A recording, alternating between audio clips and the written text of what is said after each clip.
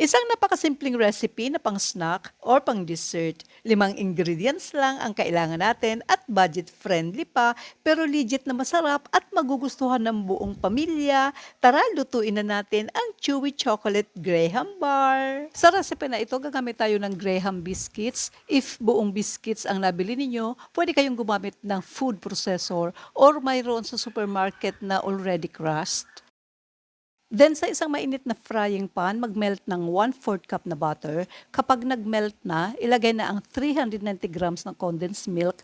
Mix lang natin hanggang well incorporated and let it boil sa low heat lang. Kapag kumukulo na yung gatas, pwede nang ilagay yung crushed peanuts or pwede kayong gumamit ng ibang nuts or okay lang na wag lagyan. Ilagay na rin natin ang 1/4 cup na cocoa powder. Mix natin hanggang wala ng buo-buo na cocoa. Then gradually add ang 2 cups na crushed Graham or pwedeng 3 addition ang paglalagay. I-continue lang natin ang pagluluto sa low heat and continue lang po yung pagmix hanggang hindi na siya dumidikit sa kawali or sticky na yung mixture. I-transfer natin sa lalagyan to let it cool and kapag malamig na, i-form na into square, cut into serving size and best serve po ito if nakachill ng konting oras para lalong chewy. So guys, tara tikman na natin ang Graham Chocolate Bar. Kainan na!